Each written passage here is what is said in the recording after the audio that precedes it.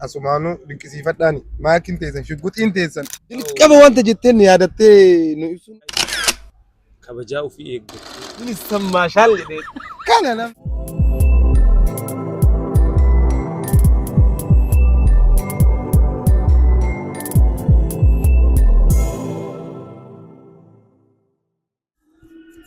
السلام عليكم ورحمة الله وبركاته. وعليكم السلام ورحمة الله وبركاته. أيه شعرنا غافي ومن كنا يوتيوب إرتي نغافت أكرافو لا تيك توك كتير دبته ترته غافيك أبدا نادين ساجتين ترته غافي سنيني كيسا وانتوت نمني سنغافت شو في إما متوكو توكو غافت درفيرا تولي قالت وبعدا يا غافي متى كنا ورطون جالة يوتيوب إرتي تغافة ديبسونا هردا غويا هردا أسين لفني جرا gazetenya gazetenya Shamsu ناصر بفايف بالي كرافو لا تيك توك كتير أوكي لفني أيه تكفرت مي فاميلي كنكي سلام تلان السلام عليكم ورحمة الله وبركاته أكم نجاك بدو فاميلي كين ورون النجالة هندم تكسنو يوتيوب كين إبسشا عند ما كيدان غافيف ديبي سنو غافتن إسنيف ديبي سوف غويا هردا أسيت أرقام نجرا أوكي wantoota tokko tokko yeroo faamilii kan keetiif waan jaalala yookaan kabajaa isaaniif qabdu waan ibsitu yoo jiraate dura irratti si affeeree jira waan dabarsattu yoo qabaatte dhaamsa dabarsatuuti gara gaafitti ceena. Okay, duraan dursee warroota nu jaalatan hedduu isin nullee isin jaalanna hedduu isin kabajna akkuma miidiyaan wal nu barsiiseen kan lafatti wal hin beekne kan miidiyaa gubbaarraa wal barre faamiliitiin hunduma keessanuu ilmaan Oromoo kabajaa fi jaalala guddaa isiniif qaba galatooma waanuma maraaf isin jechuu barbaada. Ayee si galatoomi atis faamilii akkanaa horachuun keessanis hedduu si gammada galatoomi. Asumaanuu ibsishaan keessan hedduu isin jaalata faamilii. Hamilee barbaachisa hamilee. Hamilee barbaachisa hamilee. Okay. Gara gaafitti ceenaa. Okay. Ibsishaan eenyu eessa jiraata eessatti dhalatee jedha gaafin jalqaba. Waawa gaafii bareeda. Yaa ibsishaan eenyu jettan ibsishaan ka Abdulqaadir ka Abdaan ka Huseenii itti fufuu dandeenya. Okay. Kanan itti dhaladhe ammoo yaa'u Oromiyaa keessaa namuu bakka xiraate qaba. Baalee magaalaa Haroo Dumaalittiin dhaladhe kan guddadhe achitti. So bakki amma jireenyaa kanaan jetteeffamu Faransaay Liyoon Olompik. Okay. Asumaanuu dhiyoo tana waancaa nyaatee isinii galeera. Liyoonitti. Dhugaa. Akkasii. Galatoomi ibsa. Sii fi maakiin akkamitti wal bartanii jedha gaafii lammaffaan. Anaa fi maakiin wal barnoonni keenya miidiyaama gubbaadha. Yeroo dheeraa dura wal beekna miidiyaama irratti akkuma namni kamuu normaal wal beeku waan jechuudha. Wal beekna so keessaan waan akka ammaa kana qabaachuudhaan nullee miidiyaama irratti wal barre. Yeroo jalqaba wal bartan kanayyuu kabajaa fi jaalala walii qabdan ture.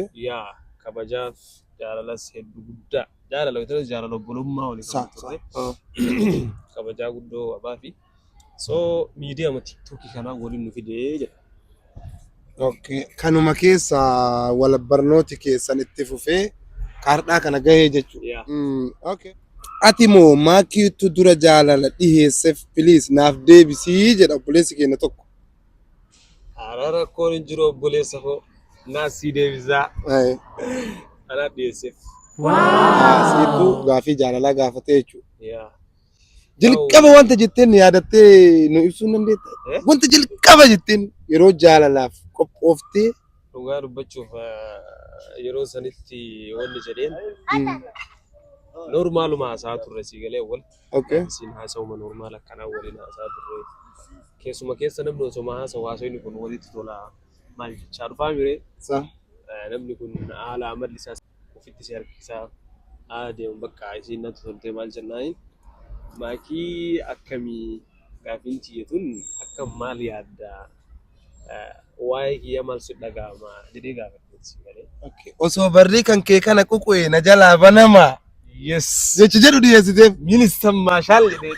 Kana namni. Siloo. Dasire jedhaa araaraan jedhe. Asumaanoo Wakisha galatoomi. Gaafii keenya nu harka busheessuu dhabuu keetiif hedduu si jaalanna. Kanaafuu jaalalli akkana jalqabee jechuudha. Maasha Allah. Okay. Jaalala makkii qabdu jecha takkaan ibsii siin jedha obboleessi keenya tokko ammas. Sii qabu jechaan illee ibsuu baadhu yaa'u. Hanggang gabu hanggang si fiadu ansi dabu barbadu bareechituu mana kiyyaa akkas jedhee ibsuu ni barbaada. As biratti carraa tokko sii kenna. Jechaan ibsuu yoo sitti xiqqaate gochaan ibsuun akshiniidhaan harkaan ta'ii qaaman ol dhaabattee mul'isuu yoo dandeette carraa siif kenna. Yoo saalfatte rakkoon hin jiru. Aragaas tanyaanu jabeesse maakinoon deelaa gachi isii sergi. Fedhii shamarranii hedduu waan beekuuf kanumaa fi. Ay waan jechumaan bakka abbaan manaa kee hedduu takka si jaalata. Hedduu takka si kabajaa bakka guddaa siif qabaa. Siin jedha haadha manaa ta'u. Dhageetteerta maakii. Galatoom nuun jedha jechoota kana galatoom jechaa fixanishi.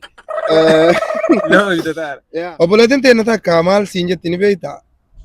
Wanni makkii irraa si gammachiise maali?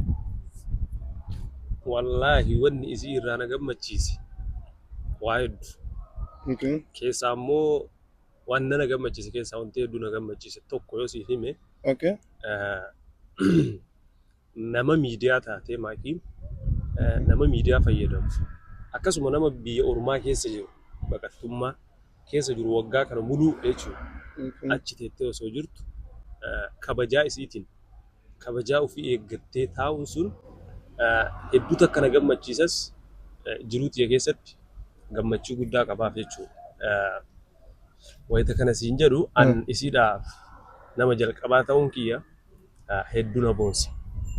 Haati mana keetii tokko ati yoo nama yeroo jalqabaa taatu full confidence si duraa full confidence irraa qabdas amantaas gammachuun kabajaan ati siif qabus cimaa deema akkas dabalaadha. Kanaafiyyuu waan san irratti hedduu takka wallaahi billaahi ila ajaa'ibsiifadhe dhugaa sitti himanuu jechuudha. Ilmi shamaraa takka kabajaa isiitiin haga kanatti teettii nama eegu iddee abbaa warraa fiitiif qophaa'u jechuun qophaa'u feedee akkas taa'uun sun zamana kana keessa argamu. Yeroo ammaa kana keessa argamu dhugaa dubbachuuf hin argamu.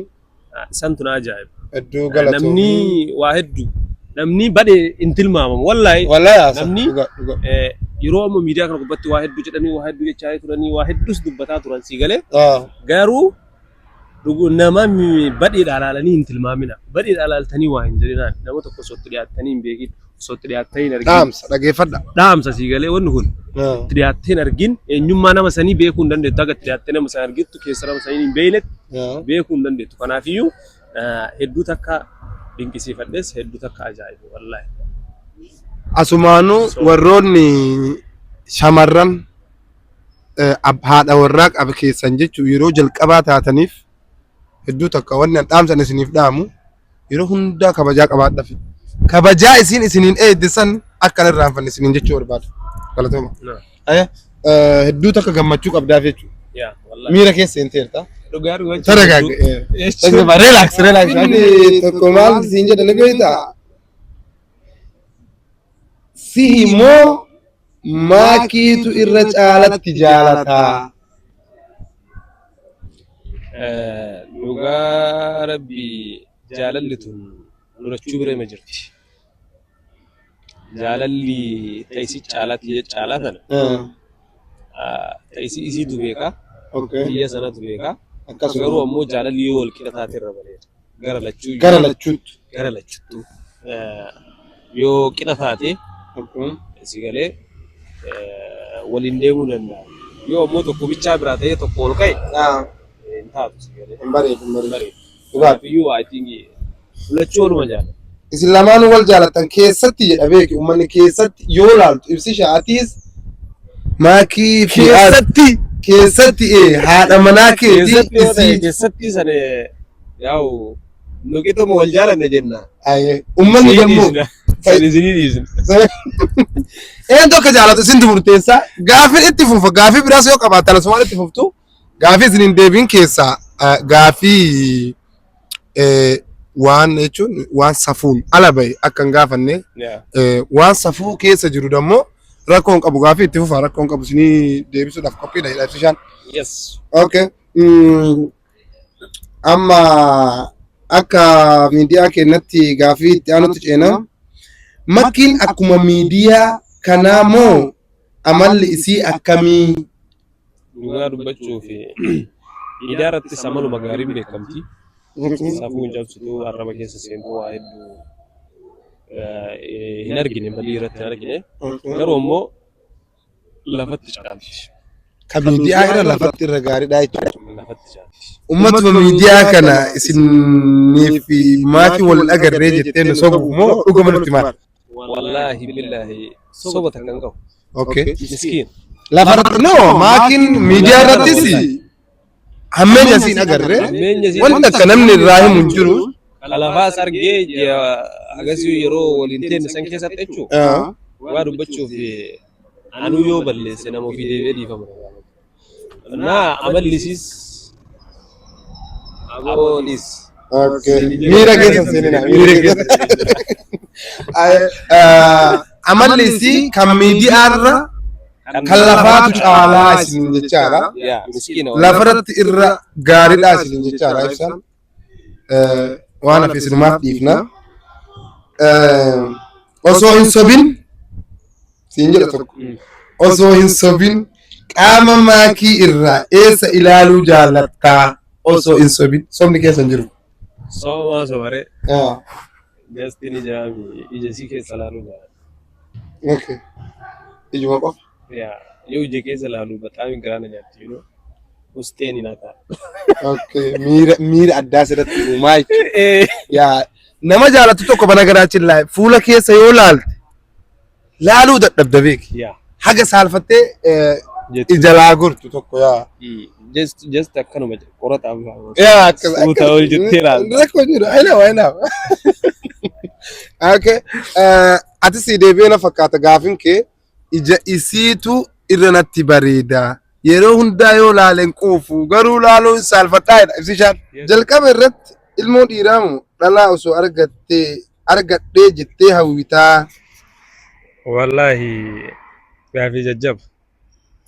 Gaafii jajjaba yoo jedhu ilma kana rabbiin namaa kenna. Ilmi namaa. Rabbitu sii kenna. Dhalaas ta'ee shamaras dhiiras ta'ee dhalaa rabbitu sii kenna. So ani akka mataa kiyyatti kama rabbi naa kennete alhamdulillah jedha. Waan rabbiin siif kennee fudhachuuf qophiidha jechuudha. Fayyaa guutuu si galee fayyaa haa qabaatu. Rabbiin fayyaa qabu si galee waan biraatiin nu uffataniini sun rabbumaaf dhiibu. Okay. Waan rabbiin naa kenne fudhachuuf qophiidhaa isin jedha ibsaa. Waan rabbi naa kenne dhalaas ta'ee dhiiras ta'ee kama rabbi naa kennetti alhamdulillah nama jedha. Maashaallah irraa jedha wallahi. Namni zamana kana dhiira barbaada shamara barbaada ka jedhullee ni jira. Garuu dammoo hundaa kasii kennu rabbuma. Dhiiras ta'ee shamara ati filatteetii miti ka fudhattu rabbiitu sii kenna. Ilmi namaa sababuma geessaa jechuudha. Akkasiiti. Alhamdulillah jedhee fudhachuuf qophiidha waan rabbi fideef. Okay. Waan makkii irraa jaalattu nuu himi. Wanni ani si irraa jaaladhu gara laafummaa. Gara laafummaa. Gara laafummaa wanti siin jedhu nama rakkate kanan qarqaarti. Duuban keetta hawwa qabdu san kenniti si galee. Nama hedduu bira dhaabatti miidiyaa kana irratti akkasumas sagalee uummata isiitiif ta'uu irratti kan rakkate jajjabeessuu irratti osoo kan ufii sii galee kan ufii dura kan namaa duru sii galee osoo isiin iyyuu bar biyya baqaa san keessa jirti Sa. biyya san keessatti waa hedduu ta'uu dandeetti waa hedduu Waa hedduu argaa irraa miidiyaa irra jiraan illee gargaara dhugaa. Sigalee namni waggaa kana muluu biyya san keessa taa'ee saba If dursee of dhiisee saba ofiitiif yaa sagalee ta'ee nama rakkateef waan gaarii godhaa maal jedhaa dhufe yaa. kanaafiyyuu kanarraa jaaladha waan Haga miidiyaa irraa ilmaa fi dhaltee inni hin jenne ilma qaba jettee nama 2-3 guddisaa jirtu takka asumaanuu dinqisiifadhaani maakiin teessan shugguxiin teessan ilma sabaati ilma dhuunfatii miti. Gaafii obboleettiin teenya takka si gaafatteetu jira. Isin lameen eenyu irra obsa qabaa eenyu dafee aaraa? Obsa lachuun qabna garuu ammoo irratti ani hin qabaa isin illee hin qabdi dhugaa dubbachuuf an garuu ammoo amalii keessa yoo aare dafee hin agarsiisu. Okay. Waan san beeka fannu si eegaadha beeka. Waan san kuma qaba tideen. Ani yoo aare hin agarsiisu dafee Sirraa mul'atu. mul'atu. Waan san hin beeku. Aarullee hin mul'atu. Garuu ammoo isin yoo aarte irraa mul'atu. Ibsaan yoo aare asumaanuu yoo aare silkii isaatiin walitti deebi'a baqa. Silkiin isaa waan maraan araarsitiin. Silkii isaa yoo laale aarii san hin dagata. Yeroo hunda sa'aatii dheeraa sa'aatii miira keessa seenu sa'aatii yaaddoo waan adda addaa wanni jedhu yookaan waan cinqii tokko tokko yeroo itti dhufe jechuudha. Silkiin isaa waliin hiikkata inni namatti geeffatu. Eeshi. Aboo kun namu ajaa'ibaati boo. Aboo kun namu ajaa'ibaati gaafii ajaa'ibaati boo. Ibsa ati jireenya kee dabarsite keessa osoo waan akkanaa godhuu baadhe jettee seenuftee ni beektaa. Alhamdulillah. Hin beeku wallahi. Waan akkanaa godhuu baadhe jedhee Jettee. itti yaadu. Akkasin na cinqitee agara ga'u san hin qabu wallahi. Haa xiqqaattu keessatti somaan jiru gammachuun. Yes. Kolfumaaf taphaan dabarsitaa jechuun waan si mudate hundaa. Yes. Gaddus kolfuu gammadus kolfaatuma dabarsa malee wannan silaa itti gaabbee akkana godhuu baadhe jedhee itti gaabbu tokko hin jiru. Yaa waan nama miidiyaa irra jiru bana garaachin laa nama miidiyaa irra jiru isunuu numa agartu beeytanii waan inni balleesse ta'i waan isaa osoo godhuu baadhe jedhee inni jedhu isinillee argaa jirtanii waan akkasii hin qabu jedha ibsishaan. Nagaan hin qabu maal taate alhamdulillahi. I'm good. Obboleessa keenya deebisii deebitee. Awoo sana intala awoo ati keessan haa inaan jedhime. Gaafii kana gaafuma ayyaadaa ture beeku. Guyyaan ati haala malee gammadde guyyaa kamiya? Guyyaan haalaan gammade. Guyyaa biyya galtu Waggaa 10 booda haadha abbaa kiyya ijaan arge. hangara biraa eegaa ture sunis ammoo waama eeggamu. Neekisti jechuun gammachuu ammallee neekistii tokko jechuun Ji'uma wayii keessa beeku wanni Uma san keessa erga siillee jaartii kennaa wal arge.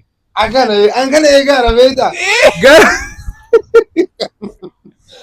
Garuu namnichi gaafate kunilleen waama kana yaadee hin beekne garuu gaafichi tikikkilii nu deebi'e nu lamaaniif. Jechuun maal I think atillee biyyaanse bakkeera yoo ta'e erge maal si fakkaata first haadha abbaa keetti dursaa Dhugaa. next erga si yaadii. Dhugaa. Kanaafiyyuu awwala haadha abbaa kiyya galee arge waggaa 10 si galee waggaa jechuun malee waggaa 10 booda Miira yeroo miira sana waggaa 10 ija fuula haadha abbaa kiyya waggaa 10 qaamaa hin argin gaafa galtee argite gammachuu takka hagamta akkasitti dhaga'ama. maaltu isin dhagama?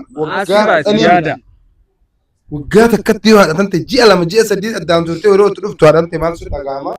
Isinuun beektan miira kana jedhee yaada. Kanaafiyyuu waggaa 10 jechuun dammoo kan laalee miti umrii kennarraa gimmaashaa. Maali wallahi isa. Qur'aana juuza meeqaa qaraatee? Alhamdulillah soddoma qara'e. Ijaa ammoo Ijumaan qara'e. qomaan buutu. So qomaanis haga wayii qara'e. Kanaafiyyuu alhamdulillah qara'ee buusee jira. Galata rabbiif.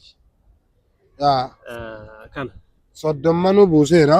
waa hedduu argine achi keessatti Yaa. waan isaan keessatti jechuun mudannoo hedduu qabna. So kanaafiyyuu alhamdulillah. Mudannoo keenya keessaa ka dabarsattu hin qabdaa? yaa guyyaa tokko wanni nu mudate jechuudha asuma isinii hima. Quraana kana qaraana. Soo wayita qaraanu gaafa wayii quraana sun qara'een gargara dhufee haffazuudhaaf wata sheeka bira dhaqee wallaale beektaa. Yeroo qaraatu kana yeroo wallaaltu quraana kana yoo sadi wallaalti sin dhiisan. Bakka quraana isaa irra deebitee qaraata. Kanaafiyyuu guyyaa san ergasii ani wallaalee jennaan ustaasni keenya rabbi umurii isaa dheeressu baay'ee jaalladha baay'ee jasti muudannoo magumaan so ከዛ ergasii halangeen nama tuma beektaa isheetu jiru halangeen dhukkee uraagaa sabboleessaa na ergasii na hidhate abboo na hidhatee haadhaan akkaan na hidhatee tumaanoo eegal wayita inni lama sadi na dhahee halangeen citti halangeen erga cittee obboleessaan wayita inni halangee biraa fudhatuuf taree an halangee qadhee fiigichatti naqee tare Kara mana? Kara mana. Eeshi. Wayita hanqa jeelu faazariin obboleessa kasan caalu mana ta'a. Leenci mana ta'a kabira. Eeshi. Eessaa dhufte naan jedhu. Karaatii dhufeedheen maal hidha sa'a kanaan sa'a karaatiitiin maal dhufte naan jedhu. Ustaasni akkana godhee irratti jedhee an akka itti madda. Naanillah. Tanas si galcheeree naan jedhu. Jirnaaniin. Asuma jedhee obboleessa laal. Ulee as dhukkifatee. Dhukkee akkanarraa kaasa obboleessa. Kabiraatu si mudate? Kachi kareef tanaa san turre wayyaa dhettamoo kamanaa kana wayya. Kareef isa wayya. Akkana tumu fuudhee sheeticha dafiit. Sunis irraan oolu. Sheetichi ammallee kanaan irra deebi'ee. Garame abbo. Jazaan jannata siniin jenna warrooti sun. Jazaan jannata wallaahi. Kana dabarsine wannaa maashaallah. Maashaallah mudannoo ajaa'ibaati. Quraana irratti banagaraachilla mudannoo hedduutu jira quraana irratti. Asumaan onni jenna. Gaafii buleetiin tani takka nu gaafate. Wanti jaalala balleessu maal jettee yaadda yaa ibsa? Wanti jaalala balleessu qaxxar goonee yoo himne kabajaa walii dhabuudha. Obsa walii qabaachuu. Yoo tokko aare tokko jalaa galuu qaba. Bishaan tokko ta'uu qaba. Yoo tokko ibidda ta'e tokko bishaan itti naquu qaba. So kanaafiyyuu kabajaa dursa. Jaalalli yoo kabajaan duraan hin jiru. Kanaafiyyuu obsa waliif qabaadha. Obsa walii qabaadha kabajaa walii qabaadha tanuma wanni jaalala balleessu. Jaalala jechuun kana dhabuun shamarri keessattuu kabajaa jaarsitti qabaachuun dirqama. Waan inni jedhu dhaga'uun dirqama. Jaalala keessatti respectiin dirqama. Respectiin dirqama jaalala keessatti. Akkas.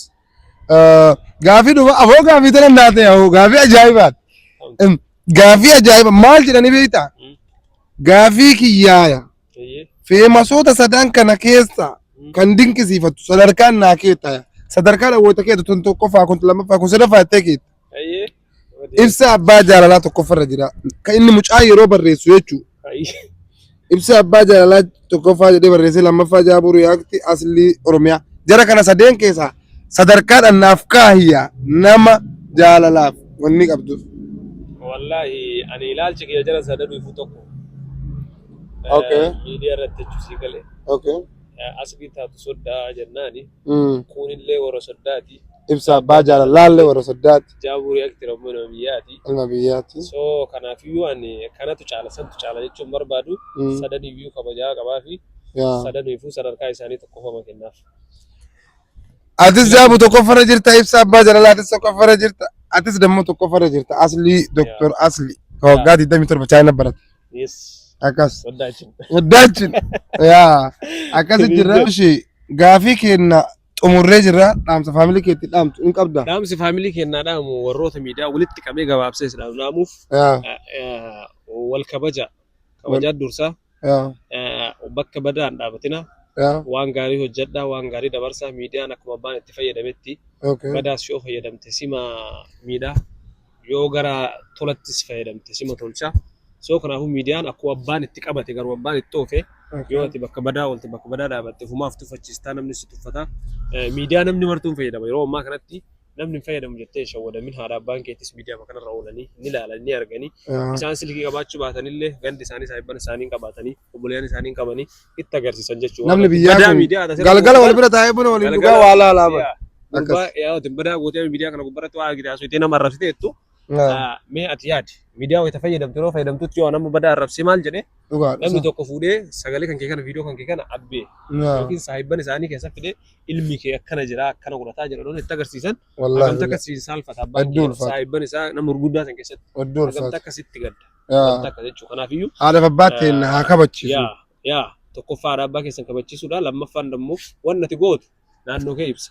ganda kee ibsa. Ana abbaa kan kee yaa neekistii ammoo ganda teetiralatti. yaa yoo waan gaarii gootellee ganda kan keessan ibsa Biyya ta'e ibsa. Kanaafuu yoo waan badaa gootellee akkasuma gaarummaan gaafati gaarii goote ganda baluu san gurbaa baluu san ganda sanis hin jedhanii kanaafuu gaarii sima fayyadaa. asumaanuu Kanaafuu ama gaarii godha ama gaarii jedha. si dabaluu barbaada. Yeesh. Obboleettii teenya takkaatu ibsaa ati maaliif sodaa rabbii hin qabduu siin jetti.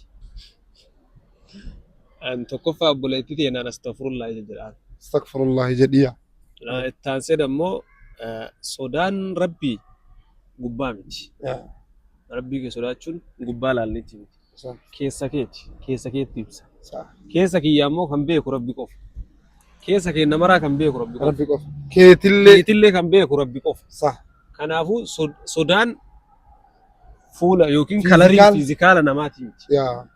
Kanaafiyyuu teetiifiyyuu karaa hin jirre jirta gaafii naman gaafatamne kun waan rabbii keessuudhaan ta'eef alhamdulillahi ani muslimaa sodaa rabbii sin qabaa rabbiis kiyyaan sodaadha jechuun waan tokko tokko irratti waan tokko tokko ibaadati in salaatan sagadan dhooni doonaa maal salaatuun kiyya rabbi sodaachuu tokkoffaa namni guyyatti maqaa rabbii dhahee oolu tokko haga guyyatti maqaa rabbii dhahee oolu namni tokko kafareen jedhamu.